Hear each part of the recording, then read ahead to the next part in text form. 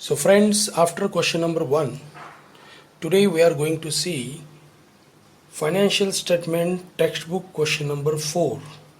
Again इसमें भी हमें कंपैरेटिव बैलेंस शीट किस तरह बनाया जाता है वो देखना है बच्चों। ये this question will be same like a question number 1। सो अगर कुछ लोगों को क्वेश्चन नंबर 1 अच्छी तरह नहीं समझ में आया होगा या समझ में आया भी होगा तो एक बार अगर आप ये क्वेश्चन नंबर 4 देख लेते हो सो डेफिनेटली एक तो आपका कंपैरेटिव बैलेंस शीट का फॉर्मेट परफेक्ट हो जाएगा और वो आगे चल के आपको बहुत यूज़फुल है। और ये जो कंपैरेटिव बैलेंस शीट का कंसेप्ट है उसका मोर देन 50% पार्ट आपको समझ में आ जाएगा।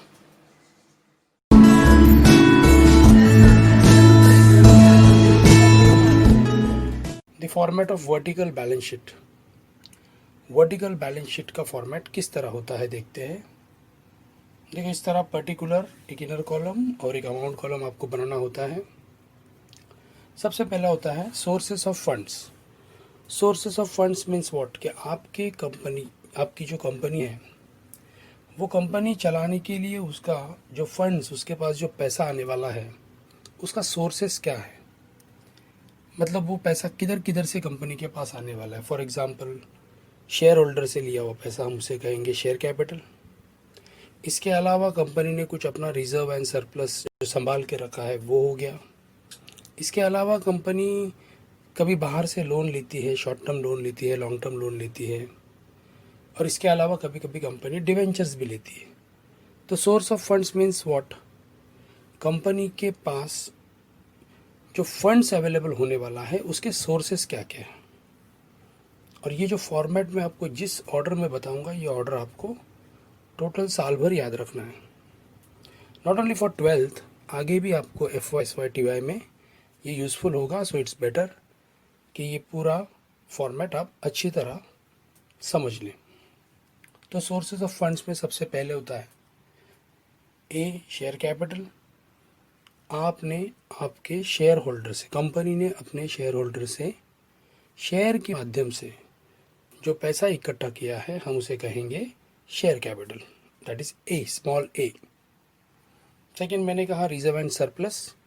आपकी कंपनी ने, ये आपका जो कंपनी कितने सालों से जो कंपनी चल रहा है तो इसने इतने सालों में कंपनी ने जो कंपनी को एवरी ईयर जो प्रॉफिट हो रहा था उस प्रॉफिट में से एक 20% अमाउंट कंपनी को every year as a reserve, as a general reserve side में निकाल के रखना होता है। तो इतने सालों से कंपनी का जमा हुआ रिजर्व एंड सरप्लस,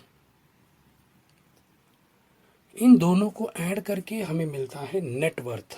और ये नेटवर्थ मतलब ये कंपनी का खुद का पैसा, कंपनी का और कंपनी के शेयर होल्डर का ये खुद का पैसा, इसमें कोई भी कर्जा नहीं है। शेयर होल्डर जो पैसा कंपनी में इन्वेस्ट करते हैं वो टोटली वही शेयर होल्डर कंपनी के ओनर भी होते हैं, तो वो सब पैसा कंपनी का खुद का पैसा हो गया, that is not a loan.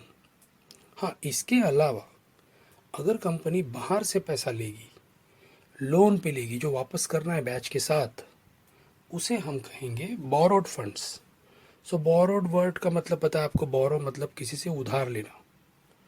तो बोरोड फंड के दो टाइप होते हैं, एक secured loans. Now what is the meaning of secured loans, मतलब ये लोन कंपनी ने अगर किसी से लिया होगा तो बदले में उसको कंपनी ने अपना कोई ना कोई असेट्स या प्रॉपर्टी उसके साथ गिरवी रखा होगा, मॉर्गेज रखा होगा, दैट इज सिक्योर्ड लोन। दूसरा अनसिक्योर्ड लोन, ऐसा लोन, ये भी लोन है लेकिन इस लोन के लिए कंपनी ने कोई सिक्योरिटी नहीं दिया है। ओके, तो ये लोन नॉर्मली सिक्योर्ड लोन कभी भी ज़्यादा होता है, अनसिक्योर्ड लोन कभी भी कम होता है और शॉर्ट पीरियड के लिए होता है। तो ये हो गया कंपनी का बोरोड फंड्स। तो इन दोनों का टोटल करूँगा तो मुझे मिलेगा total borrowed fund. So company का total borrow fund, secured loans plus unsecured loan को ऐड करेंगे तो टोटल बोरोड फंड्स हमें मिलेगा। इस तरह देखो, ए और बी, नेटवर्थ और बोरोड फंड, इन दोनों को जब आप ऐड करोगे देन आपको मिलेगा total available funds, that is A plus B. तो ये जो टोटल अवेलेबल फंड्स है, इतना फंड्स कंपनी के पास अवेलेबल है और यही फंड्स कंपनी अप्लाई करेगी मतलब इसी फंड को कंपनी यूज करके वो कंपनी चलेगी।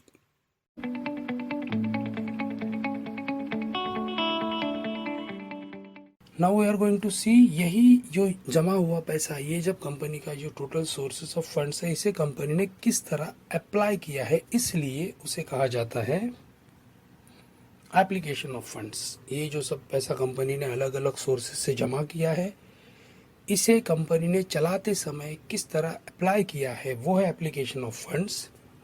एप्लीकेशन ऑफ फंड्स में सबसे पहला ए में आता है फिक्स असेट। ये जो पैसा कंपनी के पास जमा हुआ सोर्सेस ऑफ फंड्स है, उसी पैसे से कंपनी ने सबसे पहले लिए फिक्स असेट।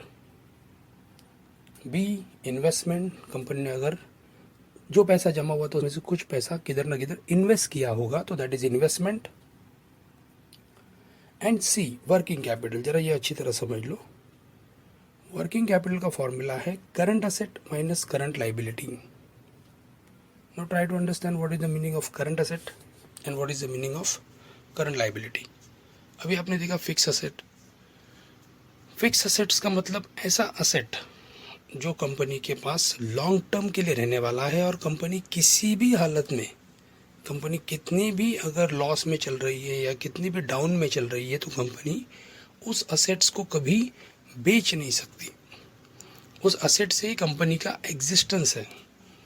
लॉन्ग टर्म के लिए वो कंपनी का असेट है, जिसे फिक्स असेट कहा जाता है। और करंट असेट का मतलब, अगर कंपनी को ज़रूरत आ गई तो कंपनी इस असेट्स को लिक्विड कर सकती है, कैश में कन्वर्ट कर सकती है, कैश में, अगर कंपनी को आगे चल के पैसे की ज़रूरत आ गई तो दैट इज़ करंट असेट। इसी तरह लाइबिलिटी भी दो तरीके होती है। एक जो लॉन्ग टर्म लाइबिलिटी, जो लाइबिलिटी कंपनी को इमीडिएट पे नहीं करनी है, जिसके लिए कंपनी के पास बहुत सारा टाइम है, जो लाइबिलिटी कंपनी धीरे धीरे दे सकती है, हम उसे कहेंगे लॉन्ग टर्म लाइबिलिटी। लेकिन जो लाइबिलिटी कंपनी को शॉर्ट टर्म पीरियड में वापस करनी है, उसे कहा जाता है current liability. So working capital का फॉर्मूला है current asset minus current liability. So पहले ए में करंट असेट्स है, बी में करंट लाइबिलिटी है। जब आप करंट असेट में से करंट लाइबिलिटी को माइनस करोगे, तब आपको मिलेगा वर्किंग कैपिटल। और जब आप इन तीनों का टोटल लगाएंगे, तीनों मतलब पहला फिक्स असेट, दूसरा इन्वेस्टमेंट और तीसरा वर्किंग कैपिटल, इन तीनों को A plus B plus C करोगे, तब आपको मिलेगा total funds applied, that is A plus B plus C.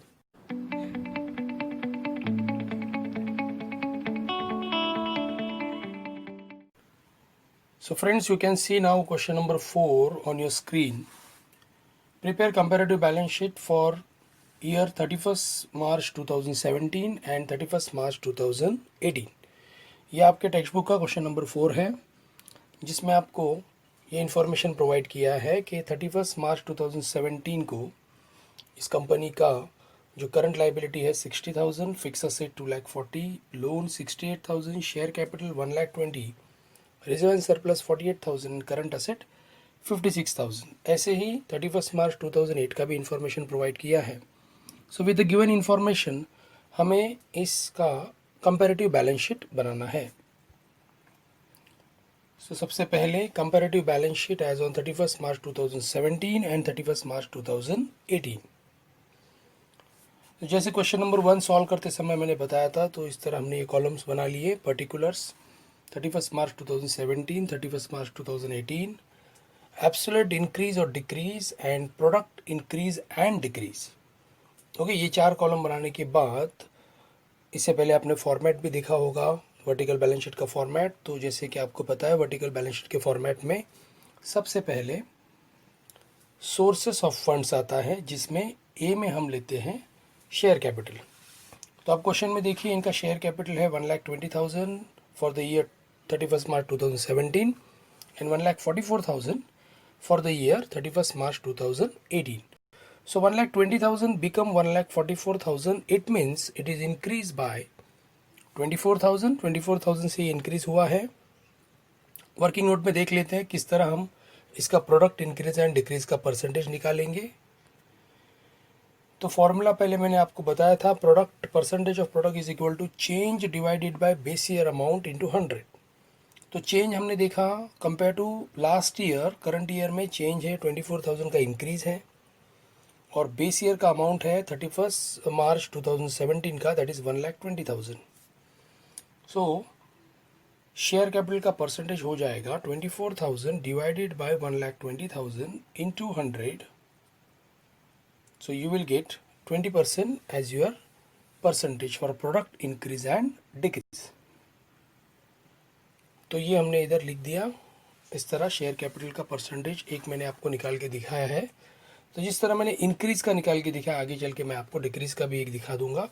Okay, after that format of balance sheet में आपने देखा होगा, बी में आता है रिजर्व एंड सरप्लस। इनका रिजर्व एंड सरप्लस देखिए 48,000 एंड 60,000, अगेन इंक्रीज़ है, इंक्रीज़ बाय 12,000 है।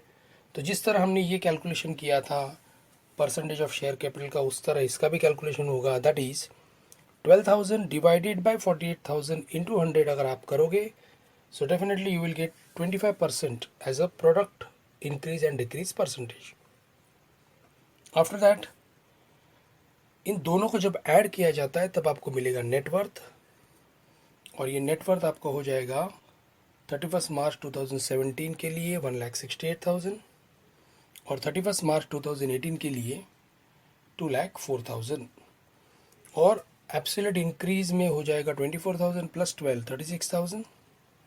अब इसका भी परसेंटेज निकालेंगे हम, 36,000 divided by 1,68,000 into 100, you will gate 21.43%।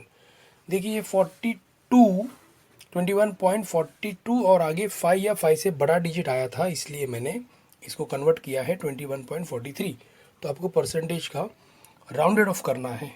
Okay, next इसके बाद हमारा बी था बोरोड फंड्स।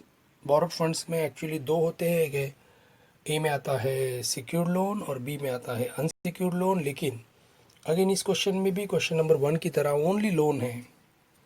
सो लोन का अमाउंट देखो 68,000 and 1,02,000, again increase by 34,000। So percentage by using same formula it will be 50%.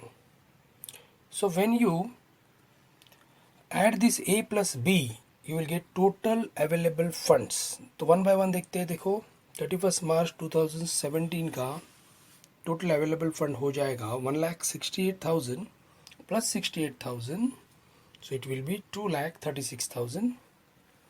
31 मार्च 2018 का 2,04,000 प्लस 1,02,000, इट विल बी 3,06,000, और ऐसे ही 36,000 plus 34,000 70,000. So again, to calculate a percentage, the formula will be applied, that is 70,000 divided by 2,36,000 into 100, and you will get 29.66%. तो अभी आपका ये जो total available funds में जो आंसर आया है, यही आंसर आपका फाइनली टोटल अप्लाइड फंड्स में आना चाहिए। That will be A plus B plus C. उधर टोटल 3 होते हैं, ए में फिक्स असेट, बी में इन्वेस्टमेंट और सी में working capital.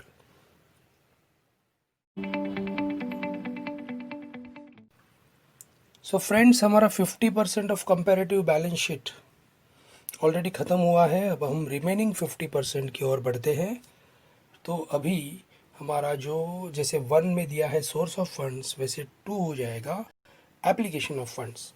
Application of funds में ए में आता है फिक्स असेट, और देखिए इनका फिक्स असेट है 2,40,000 and it become 3 lakh, it means it is increase by 60,000. So again I will apply that 60,000 divided by 2,40,000 into 100, so I will get 25%. B में investment आता है। In this question again investment is not given, but आपको ये total format अच्छी तरह समझने के लिए मैं आज के भी इस क्वेश्चन में इन्वेस्टमेंट का अमाउंट नहीं दिया है, तो भी मैंने इन्वेस्टमेंट बी में रखा है और डैश पुटअप किया है। Then moving to C, that is working capital. As I told you that working capital का फॉर्मूला है current assets minus current liabilities. So इनका देखो करंट असेट है 31 मार्च 2017 का 56,000 और 31 मार्च 2018 का 54,000, अगेन हाँ, नाउ दिस इज डिक्रीज है, देखो compare to last year 56,000 become 54,000, it means it is decrease by 2,000। तो जैसे कि मैंने कहा आपको, मैंने आपको एक इंक्रीज का कैलकुलेशन बताया, तो अभी डिक्रीज का कैलकुलेशन देखते हैं। अगेन आप लिखोगे 2000 percentage of current asset, 2000 divided by 56,000 into 100, so you will get 3.57 percentage. तो अभी कभी कभी इसको भी ब्रैकेट में भी आप दिखा सकते हो। इन सम कॉलेजेस या सम सॉल्यूशन में आपको ये भी दिखेगा, जो भी डिक्रीज हुआ है उसको ब्रैकेट में भी शो किया है, सो यू कैन। ओके, तो ये आ गया 3.57 मेरा परसेंटेज कॉलम में आ गया। अब इसमें बी है current liabilities, then current liability also decrease, 60,000 become 48,000, it means it is decreased by 12,000। Again अब मैं इसका नहीं, एक बार मैंने दिखा दिया आपको, लेकिन आप कैसे निकालोगे?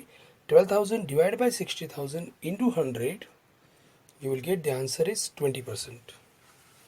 नाउ ए माइनस बी हमें करना है, तो हमें वर्किंग कैपिटल मिलने वाला है। तो ए माइनस बी करते हैं, मतलब 56,000 माइनस 60,000 अगर मैं करता हूँ तो I will get minus 4,000, first answer. 54,000 minus 48,000, I will get plus 6,000। अब ये पार्ट थोड़ा अच्छी तरह समझ लो, बहुत बच्चों को ये थोड़ा कन्फ्यूजन हो जाता है कि इधर ये आंसर किस तरह जो लिखा गया है वो आया कैसे। तो मैं आपको दोनों तरीके से बता देता हूँ। देखो, आप हॉरिजेंटली देखोगे तो प्रीवियस ईयर का वर्किंग कैपिटल है -4,000 और करंट ईयर का वर्किंग कैपिटल है 6,000। सो कल तक आप -4,000 में थे, आज आप +6,000 में आ गए। इसका मतलब पहले तो आप ज़ीरो पे आए होंगे। सो -4 को कवर करते करते आप ज़ीरो पे आए, मतलब आप 4,000 ज़्यादा आपने कमा लिया। और फिर ज़ीरो से आप 6,000 पे आए, मतलब वो पहले का 4,000 और ये 6,000 मिला के आपने टोटल 10,000 का इंक्रीज़ किया है आपके वर्किंग कैपिटल में। तो ये 10,000 कैसे आएगा देखो, या फिर आप मैथमेटिकल भी समझ लो, that is -4,000 plus x is equal to 6,000, because -4,000 become 6,000 ना। तो आपको ये निकालना है कि इंक्रीज कितने से हुआ है। तो आप एक सिंपल मैथमेटिकल कैलकुलेशन सॉल्व करके देखो, आपको आंसर मिल जाएगा। दैट इज इक्वेशन बता देता हूँ, -4,000 plus x is equal to 6,000। इसको सॉल्व कीजिए, x निकालने के लिए आपका -4,000 इज इक्वल टू साइन के राइट की तरफ चला जाएगा। सो आपका इक्वेशन का नेक्स्ट स्टेप होगा x is equal to 6,000 plus 4,000, so answer 10,000 आपको ऐसे भी मिल जाएगा। अब ये मैंने हॉरिजॉन्टली बताया, मैं अभी वर्टिकली भी आपको बता देता हूँ। देखो, वर्टिकली में करंट असेट है -2,000 और करंट लाइबिलिटी है -12,000। अगेन मैथमेटिक्स आ गया, और हमें माइनस करना है, हमारा फॉर्मूला ए माइनस बी। तो देखो क्या बनेगा, -2,000 माइनस ब्रैकेट में -12,000। तो ये मैथ्स का रूल है, दो माइनस सामने आ गए तो प्लस बन जाते हैं। तो इस इक्वेशन का मेरा नेक्स्ट स्टेप हो जाएगा -2,000 प्लस 12,000। तो अगर मैं -2,000 प्लस 12,000 करता हूँ तो भी मेरा आंसर 10,000 आ जाएगा। तो ये मैंने आपको दोनों तरीके से बता दिया, हॉरिजॉन्टली भी और वर्टिकली भी। इधर थोड़ा सा मैथमेटिकल कैलकुलेशन है। अब इसका परसेंटेज भी देख लेते कैसे निकालेंगे हम। देखो, अगेन हम वही हमारा फॉर्मूला यूज़ करने वाले for percentage of working capital. Increase है हमारा 10,000 और बेस ईयर था हमारा 4,000 इंटू 100, तो हमें आंसर मिलेगा 250%। ओके, सो ये 250% इधर लिख देते हैं। सो इन दिस वे मेरा ए हो गया, बी हो गया और सी। बी तो वैसे भी दिया नहीं है, तो अब मैं ए बी सी का टोटल कर लेता हूँ। तो अब मैं लिखने वाला हूँ टोटल फंड्स अप्लाइड ए प्लस बी प्लस सी। तो देखिए, 31 मार्च 2007 के लिए मेरा ए है 2,40,000, बी मेरा नहीं है और सी आया है मेरा -4,000। तो मुझे आंसर मिलेगा 2,36,000। 31 मार्च 2018 के लिए मेरा ए है 3 लाख और मेरा बी नहीं है, सी है 6,000, तो हो गया 3,06,000। और एब्सोल्यूट इंक्रीज और डिक्रीज में देखोगे तो मेरा ए है 60,000 और अभी 10,000 आंसर आ गया, तो ये हो गया 70,000। सेम परसेंटेज निकालूंगा तो वही परसेंटेज मिलेगा मुझे, 29.66%। सो फ्रेंड्स, इसी तरह इस चैप्टर के भी 1 बाय 1 मैं आपको जितने भी क्वेश्चन है एक्सप्लेन करूँगा. Have patience. Within some days or 1 or 2 months, you will get total solution of all your textbook of 12th commerce. Thank you and all the best.